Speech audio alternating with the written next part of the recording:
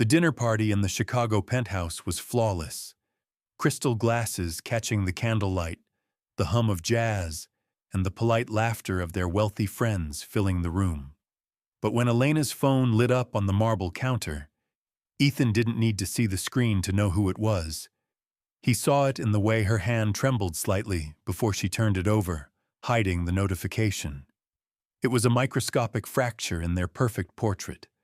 The moment he realized the woman smiling at him from across the table was no longer his wife, but a stranger guarding a devastating secret. If you find yourself lingering in these quiet moments where love begins to shatter, stay with me. There are truths hidden in the silence that we need to uncover together. The silence in the penthouse was not empty. It was heavy, pressurized, like the air inside a submarine diving past its crushed depth.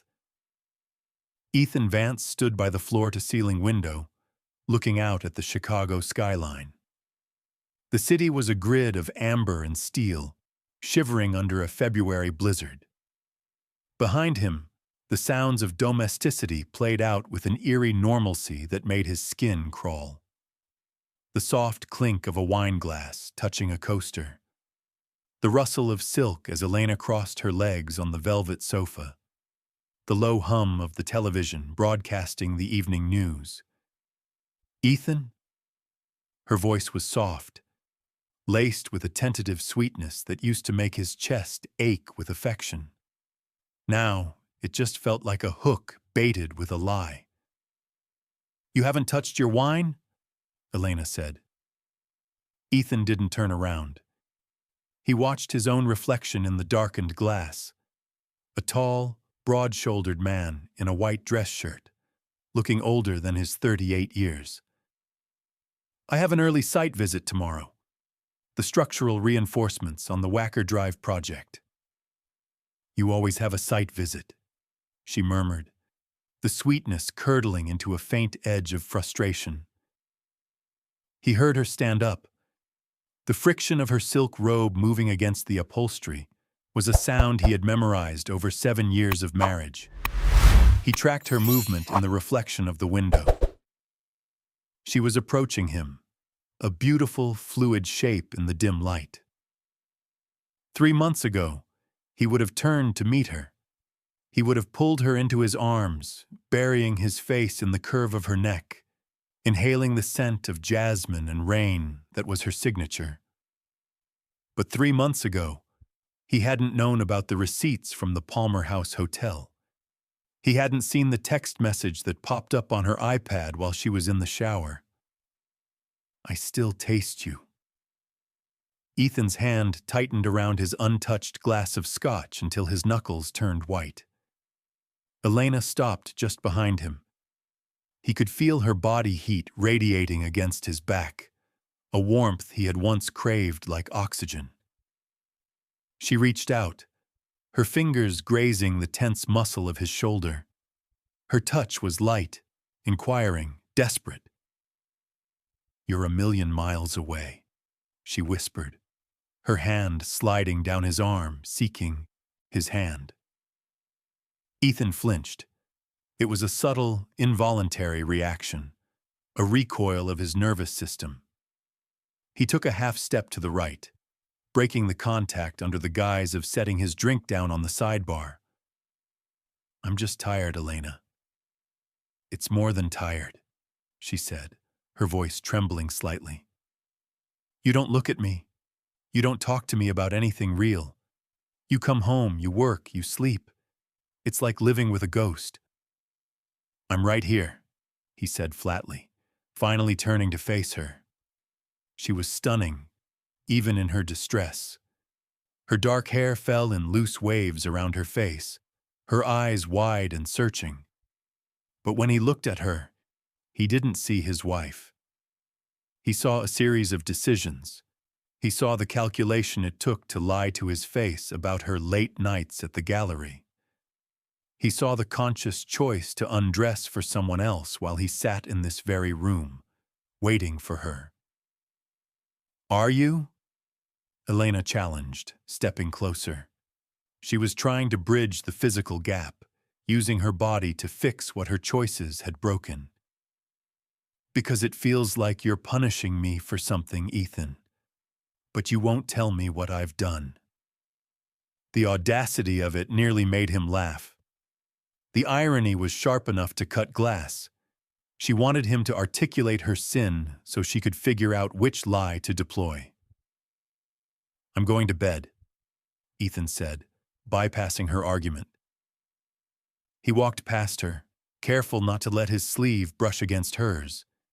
He went into the master bathroom, going through the mechanical motions of his nightly routine. Brush teeth, wash face, check the lock on his emotions. When he finally entered the bedroom, the lights were off. Elena was already in bed, lying on her side, the duvet pulled up to her shoulder.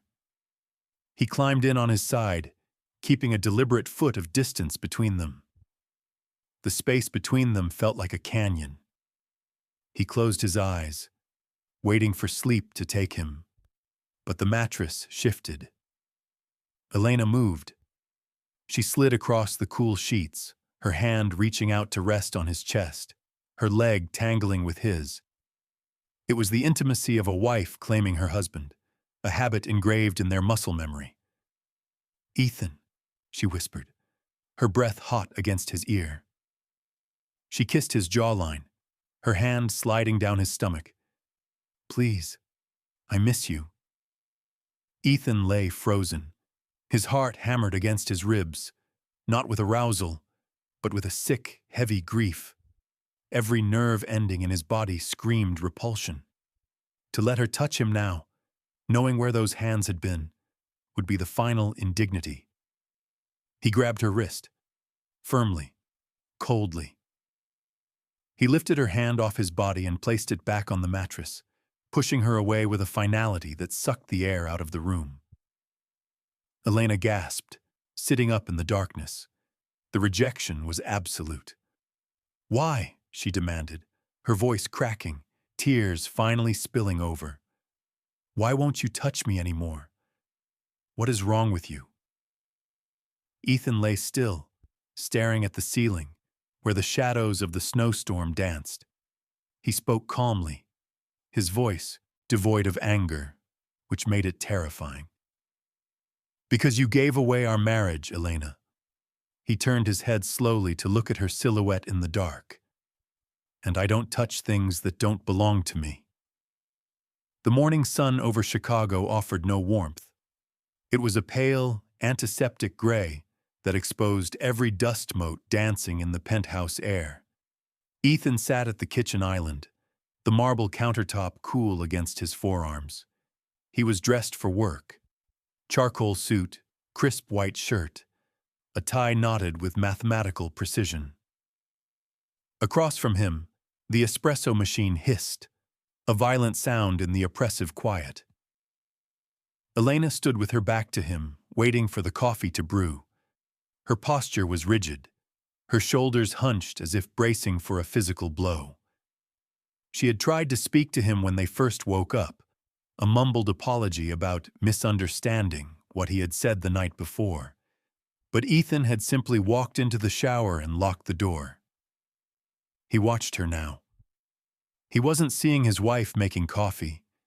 He was seeing the timeline he had constructed in his head.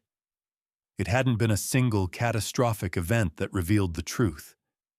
It was a structural failure, a series of hairline fractures that eventually compromised the integrity of the whole building. He remembered the first crack. 3 months ago. A Tuesday. Elena had come home late, claiming a donor dinner at the gallery ran over. She had walked through the door, flushing with a vitality that didn't belong to a boring business dinner. When he helped her off with her coat, a camel hair trench he had bought her in Milan, he smelled it. It wasn't cologne. It was the sharp, lingering scent of clove cigarettes and cheap oil paint. Ethan didn't smoke. None of their friends smoked. He remembered hanging the coat in the closet, his hand lingering on the fabric. He had inhaled deeply, cataloging the scent, filing it away in the back of his mind.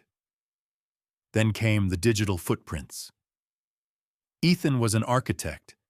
He noticed discrepancies in space and time. He noticed when the mileage on her Audi didn't match her reported destination. He noticed the Uber receipt that arrived in her email, which she had forgotten to delete from the shared cloud account. 11:42 p.m. Pickup, the Violet Hour. Drop off, 1200 N, Milwaukee Ave. That wasn't their home. It wasn't the gallery. It was a loft building in Wicker Park, a neighborhood Elena claimed to despise for its pretentious grit. He had looked up the address. A converted warehouse. Artist studios. Here, Elena said, her voice pulling him back to the present. She placed a ceramic mug in front of him.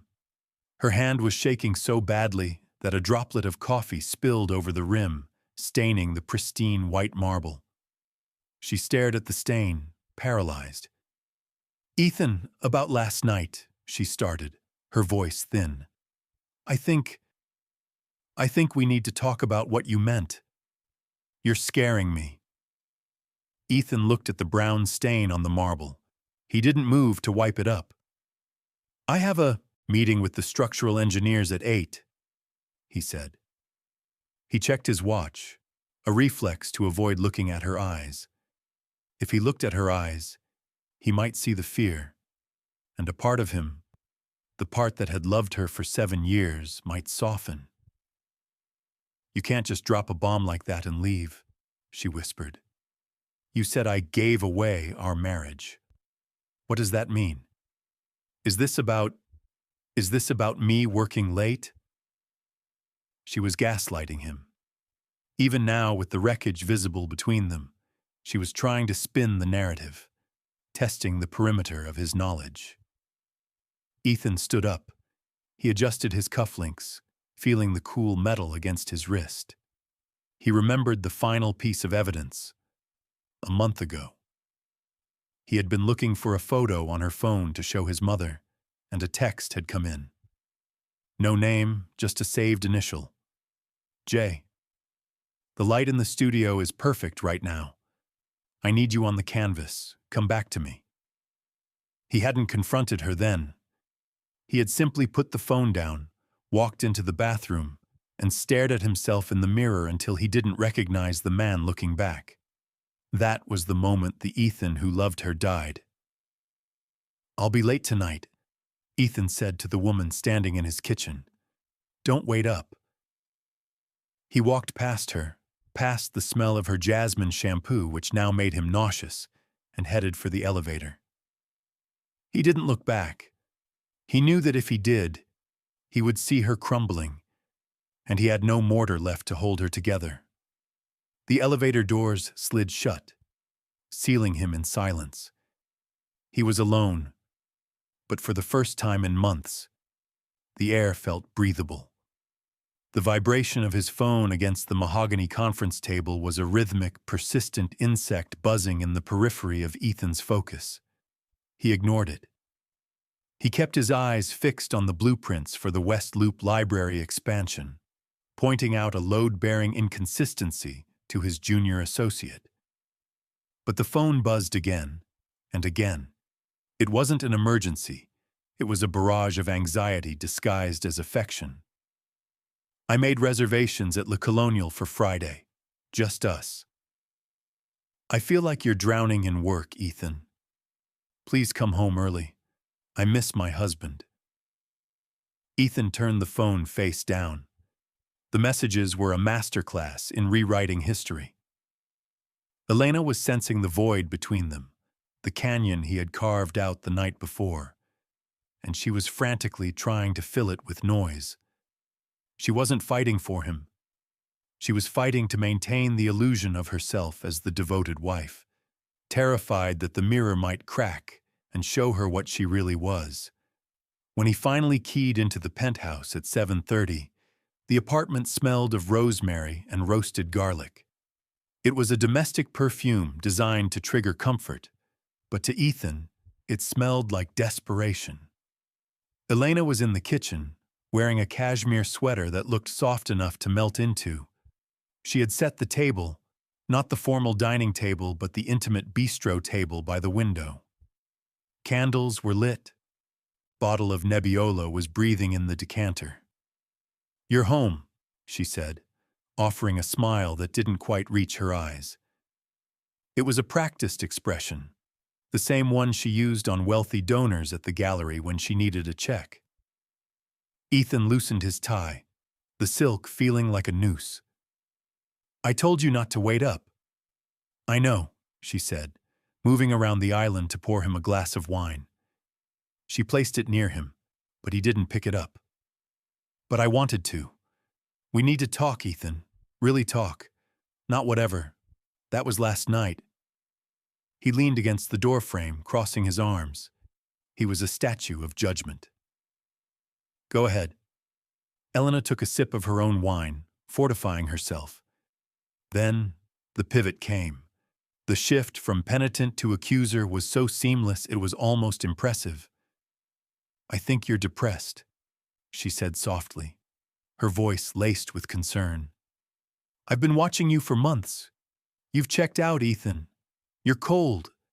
You're distant. You treat this home like a hotel." Ethan felt a dry laugh build in his throat, but he swallowed it. "I treat it like a hotel?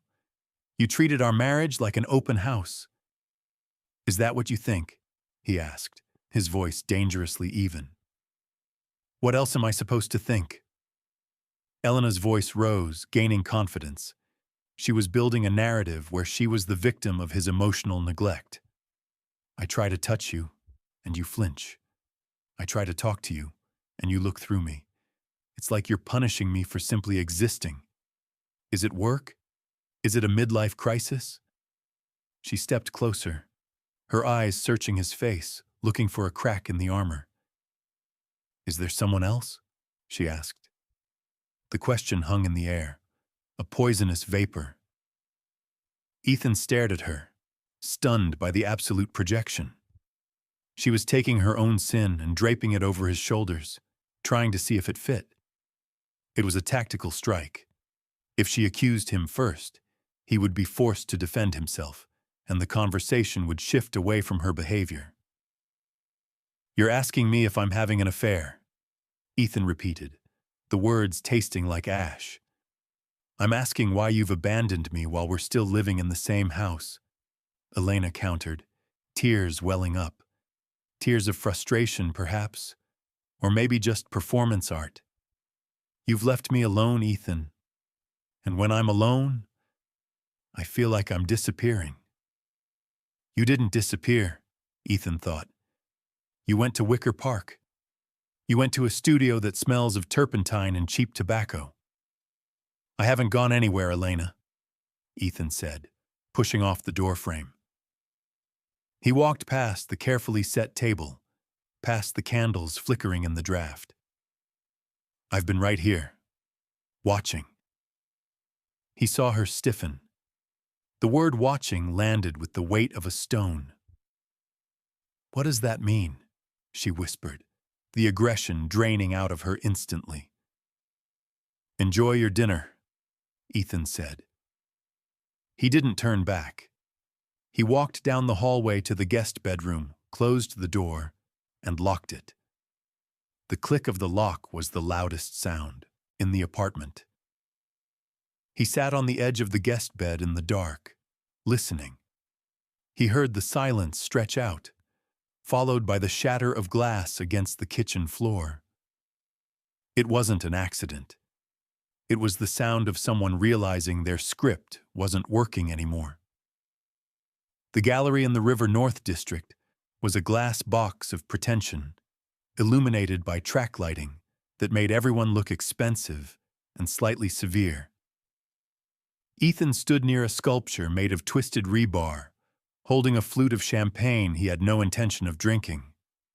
He was wearing his tuxedo like a suit of armor, stiff, impenetrable, and suffocating. Beside him, Elena was radiant in a backless emerald gown, her smile fixed in place like a porcelain mask. She was working the room, greeting donors and critics, her hand occasionally darting out to touch Ethan's arm, a performative gesture for the audience. "See?" her touch said to the room. "We are the golden couple. We are solid." Ethan didn't pull away this time. He let her hand rest there, burning through his jacket. He was scanning the crowd, his eyes moving with predatory precision. He wasn't looking for art. He was looking for the variable that didn't fit the equation. And then he saw him. Julian was standing near the bar, surrounded by a small orbit of admirers. He looked exactly as he did in the social media photos Ethan had studied at 2:00 a.m. Disheveled dark hair, a vintage suit that fit too loosely, an air of studied carelessness that wealthy women found irresistible. He was younger than Ethan by a decade, possessing a chaotic energy that was the antithesis of Ethan's disciplined existence. "He's here," Elena whispered. Her voice was tight. She had followed Ethan's gaze. "I see him," Ethan said. His pulse remained terrifyingly steady. "The man of the hour." "Ethan, please," she murmured, leaning in close so it looked like an intimate confidence. "Don't do anything. Not here. These are the board members. My career is in this room." "Your career?" Ethan turned to her, his expression mild, almost bored. "I'm just here to support the arts, Elena." Before she could stop him, Ethan began to move through the crowd. He cut a path toward the bar, his movements fluid and inevitable. Elena had no choice but to follow, trailing in his wake like a dinghy caught in a battleship's current. Julian looked up as they approached. For a split second, the artist's arrogance faltered. His eyes flickered from Ethan to Elena, a micro-expression of panic that only a husband watching for it would catch. Then, the mask slammed back down. "Elena," Julian said, his voice a smooth baritone. "And this must be the husband." "Ethan," Ethan corrected, extending his hand. It was a power move. He forced Julian to engage. Julian's hand was warm, his grip slightly damp. Ethan squeezed, just a fraction harder than necessary, feeling the bones of the hand that had touched his wife. It would be so easy to crush them, so easy to shatter the calm facade of this room with a single act of violence. But Ethan released him. "I've heard a lot about your work," Ethan said, his voice devoid of inflection. "My wife has spent a significant amount of time curating it." The double entendre hung in the air, sharp as a scalpel. Elena went pale. Julian laughed nervously, shifting his weight. "She has an excellent eye," Julian said, trying to regain his footing. "She understands the raw emotion behind the layers." "I'm sure she does," Ethan replied. He looked at Julian, really looked at him, dissecting him. He saw the faint smudge of paint on his cuticle. He saw the hunger in his eyes, not for Elena, but for the validation she provided. Elena wasn't amused to this boy. She was a patron, a ticket to the next level. Ethan felt a sudden cold clarity. He wasn't jealous of Julian. He was disgusted by the cheapness of the exchange. Elena had traded their life, the history, the trust, the quiet mornings, for this transient, sweaty validation. "Enjoy the night," Ethan said. "It looks like you have everything you wanted." He turned away, leaving them standing there. He saw the look Elena shot Julian, a frantic, terrified glance that screamed, "Did he know?" Ethan walked toward the exit, the sound of the gallery buzzing in his ears like static. He had played his part. He had shaken the hand. He had maintained the mask. But as he pushed through the heavy glass doors into the biting Chicago wind, he knew the performance was over. The drive home would be the final act. The silence inside the Mercedes on the drive home was louder than the gallery had been. Rain had begun to slash against the windows, distorting the city lights into aggressive streaks of neon. Ethan drove with white-knuckled precision, his eyes fixed on the wet asphalt, while Elena stared out the passenger window, her reflection ghosting against the glass.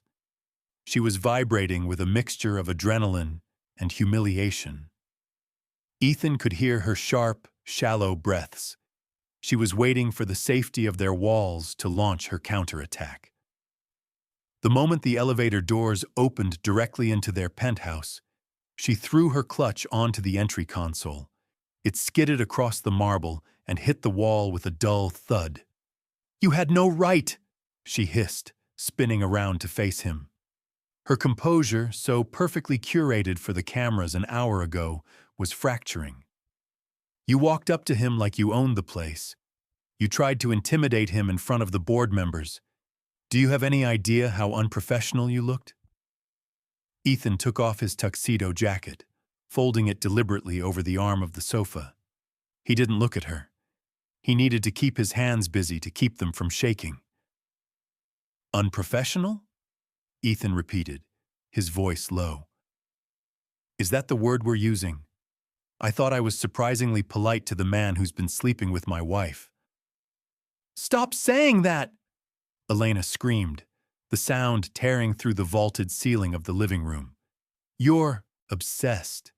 You've built this entire paranoid fantasy in your head because I'm successful and I have a life outside of you. Julian is an artist. We have a professional relationship." "A professional relationship," Ethan said, finally turning to her. "Does a professional relationship involve meeting at the violet hour at midnight on a Tuesday?" Elena froze. Her mouth opened slightly, but no sound came out. The color drained from her face, leaving her rouge standing out like a bruise. Ethan walked toward her. He didn't rush. He moved with the slow, terrifying inevitability of a glacier. "Does a professional relationship involve him texting you to say he still tastes you while you're in the shower in our home?" Ethan continued, his voice rising, cracking the veneer of his calm. "I saw the receipts, Elena. The Palmer House. Room 412, October 14th. That was our anniversary week. I was in London closing the deal on the Skybridge project, and you were 10 miles away, in a hotel bed with a boy who smells like turpentine." Elena stepped back, hitting the edge of the dining table. Her hands gripped the wood behind her.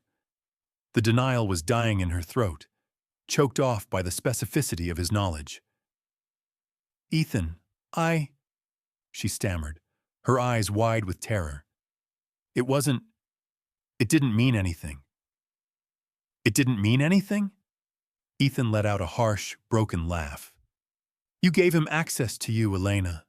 You gave him the parts of yourself that were supposed to be mine. You let him into your head. You let him touch you in ways I haven't been allowed to in months." He reached into his pocket and pulled out his phone. He didn't need to unlock it. The image was burned into his retina. He held it up to her face. It was a photo he had found in her deleted folder, a selfie of her and Julian in the studio, tangled together on a drop cloth, laughing. She looked younger in the photo. She looked free. She looked like someone Ethan didn't know. "Look at this," Ethan commanded. "Look at the woman in this picture. That isn't my wife. My wife would never be this cheap." Elena squeezed her eyes shut, turning her head away, tears streaming down her face now. "Please stop, please." "You asked me why I won't touch you," Ethan said, his voice dropping to a whisper that carried more weight than a scream. He stood inches from her now, close enough to smell the expensive perfume that she had worn for him. "I won't touch you because every time I look at your skin, I see his fingerprints. You didn't just cheat, Elena. You gave away the only thing that made us special. You gave away our privacy." Elena slid down to the floor, sobbing into her hands, a heap of emerald silk and ruined mascara. The mini high point of the evening had crashed. The truth was out, ugly and naked on the living room floor. Ethan looked down at her. He felt no vindication. He felt no triumph. He only felt a vast, hollow ache where his heart used to be. The building hadn't just developed a crack. The foundation had collapsed. The silence that followed the screaming was different from the silence of the last 3 months. Before, the silence had been heavy with secrets.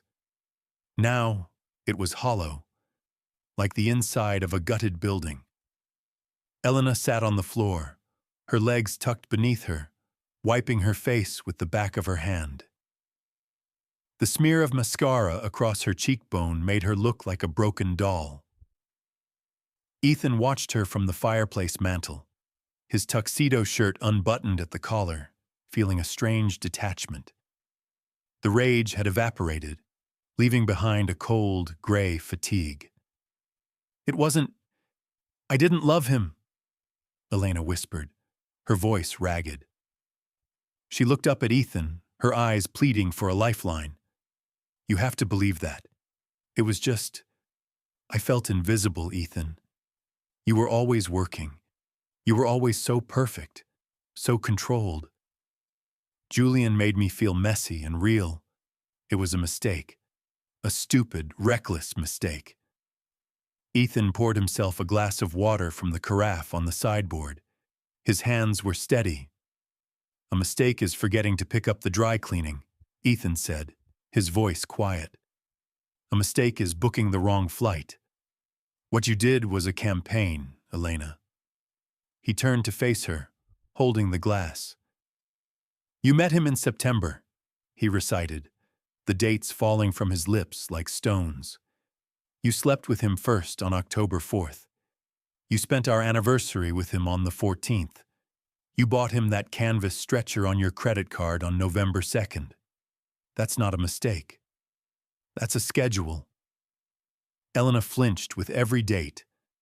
The precision of his knowledge was a weapon she couldn't parry. I ended it, she said quickly, scrambling for ground. 2 weeks ago. I told him it was over. I wanted to come back to you. I wanted to fix us. You ended it because I stopped touching you, Ethan corrected her.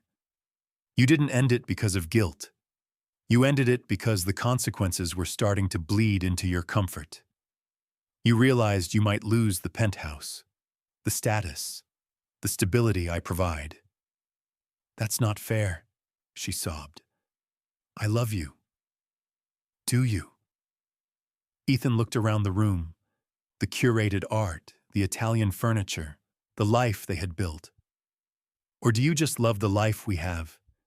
Because when you were with him in that studio, you weren't thinking about me. You weren't thinking about us. You were thinking about how good it felt to be someone else for a few hours.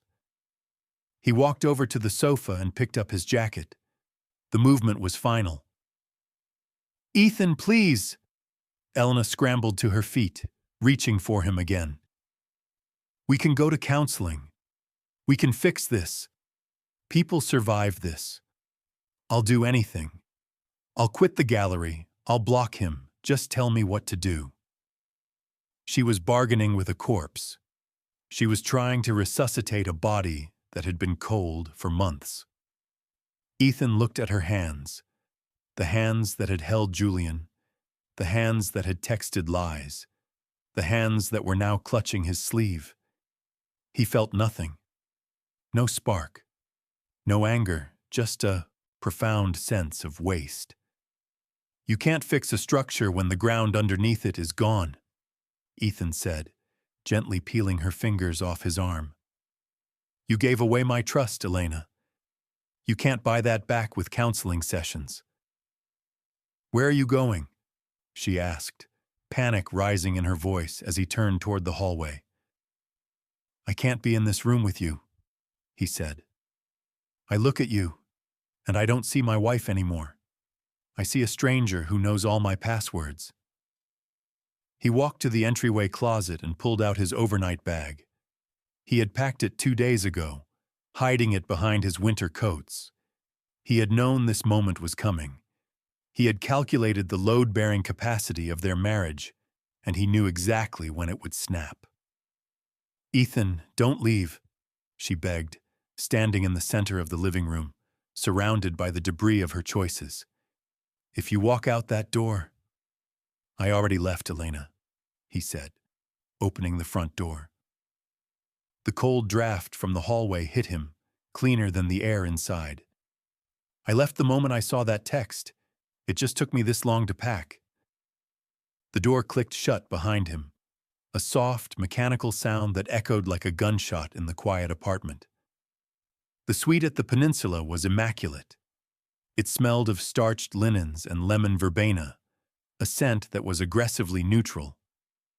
For 2 weeks, this had been Ethan's life. A king-sized bed that felt too large, room service dinners eaten while reviewing PDF files from his lawyer, and a view of the water tower that offered no comfort. Ethan sat at the small writing desk, staring at his laptop screen. The subject line of the email from his attorney read, "Asset Division, Preliminary Schedule." It was grotesque how quickly 7 years of intimacy could be reduced to a spreadsheet. The summer house in Lake Geneva, the art collection, the investment accounts, the shared friends. His phone buzzed. It was Mark, his business partner, and one of the few people who knew the truth. "People are asking, Ethan," Mark said, his voice low. "The rumor mill is saying you left her for a younger woman. Elena isn't correcting them. She's playing the abandoned wife card at the gallery." Ethan rubbed his temples. "Let them talk. I don't care about the narrative, Mark. I care about the exit." "She's in the lobby," Mark said abruptly. Ethan paused. "What?" "I'm downstairs meeting a client. Elena is sitting near the concierge. She looks rough, Ethan. She knows you're staying there." Ethan closed his laptop. He knew he should tell the front desk to escort her out. He knew he should stay in the tower, insulated by his keycard and his resolve. But the habit of caring for her was a deep neural pathway, etched over thousands of days. He went down. When the elevator doors opened, he saw her immediately. She wasn't the polished curator in the backless emerald gown anymore. She was wearing jeans and an oversized sweater he recognized. It was one of his. Her hair was pulled back in a messy knot, and even from across the lobby, he could see the dark circles under her eyes. She looked small. She looked shattered. She looked up as he approached, and the hope that flared in her eyes was painful to witness. "Ethan," she breathed, standing up. She reached out as if to hug him, then stopped, her hands hovering in the empty space between them. I needed to see you. You haven't answered my texts." "I'm speaking through my lawyer now, Elena," he said. His voice was steady, but his chest felt tight. Seeing her in pain wasn't satisfying. It was just tragic. "I brought your mail," she said, holding out a small stack of envelopes. It was a flimsy pretext. "And I just wanted to tell you that I ended the lease on the studio. I burned the paintings. I'm going to therapy every day." She stepped closer, invading his personal space with the familiar scent of jasmine, now tinged with something stale and sad.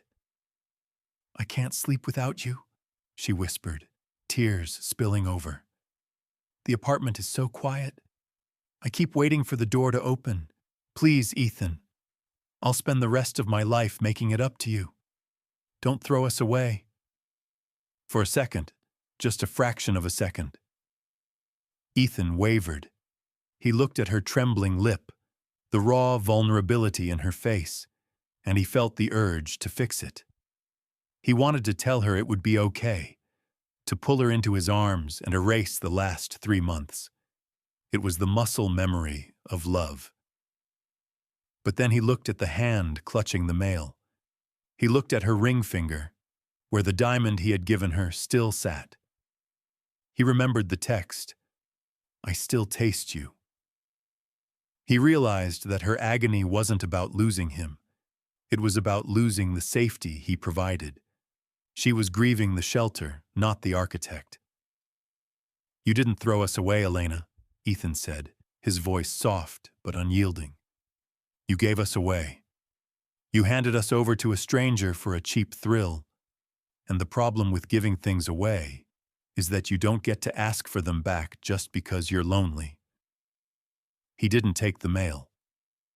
"Leave it with the concierge," Ethan said. He turned around and walked back toward the elevators. He could hear her crying behind him, a jagged, broken sound that echoed off the marble floors. He didn't stop. He pressed the button, stepped inside the metal box, and let the doors close, cutting off the sound of her grief. As the elevator rose, leaving the ground floor behind, Ethan felt a strange sensation. The phantom limb pain was still there, throbbing, but for the first time, he accepted that the limb was gone.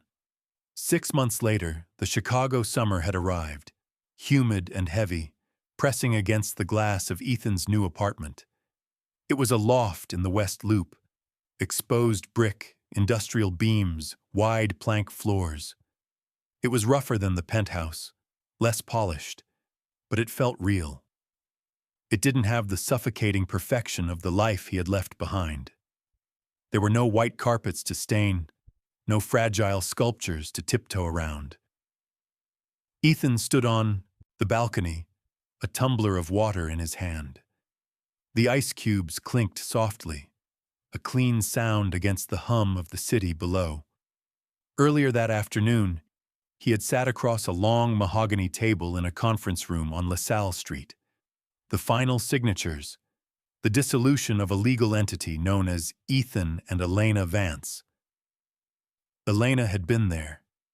She looked thinner, her vibrant energy dimmed to a low, flickering wattage. She wore a simple gray dress, no jewelry. Throughout the hour-long meeting, she hadn't looked at the lawyers. She had looked at him. Her eyes were wet, filled with a silent, screaming plea for acknowledgement, for a nod, for anything that said they were still connected. Ethan had signed the papers with a steady hand. He didn't hate her. The rage had burned itself out months ago, leaving behind a crater of indifference. When the meeting ended, she had tried to approach him in the hallway. "Ethan," she had whispered, her voice trembling, "I just want you to know. I miss my best friend." He had paused, his hand on the elevator button. He looked at her, really looked at her, and realized that the woman standing there was a stranger who shared his memories. The wife he loved had ceased to exist the moment she let another man into their bed. This woman was just the ghost that remained. "Take care of yourself, Elena," he had said. And then he had stepped into the elevator, leaving her in the hallway of the law firm. Now, standing on his balcony, Ethan took a sip of water. The city lights were turning on, a grid of gold waking up against the twilight. His phone sat on the metal table behind him. It was quiet. No frantic texts, no location tracking, no subtle interrogations disguised as concern. The silence wasn't lonely anymore. It was liberating. He thought about the title she had given their marriage, something to be given away. She had treated their bond like a disposable commodity, something to be traded for validation. She had learned the hard way that some transactions are irreversible. You cannot buy back integrity. You cannot refinance trust. Ethan turned back to the room. It was sparsely furnished. A leather chair, a drafting table, a stack of books. It was a blank canvas. He walked over to his drafting table. He turned on the lamp, the halo of light illuminating a fresh sheet of vellum. He picked up a pencil. For the first time in months, His mind wasn't cluttered with suspicion or grief. It was clear. He was thinking about structure again. He was thinking about how to build something that could weather the storm, something that relied on tension and balance, but mostly on the quality of the materials. He wasn't rebuilding his old life. That design was flawed. He was breaking ground on something new. Ethan Vance drew a single, straight line across the paper. It was sharp. It was decisive. It was a beginning. He was scarred, yes, but the building was still standing.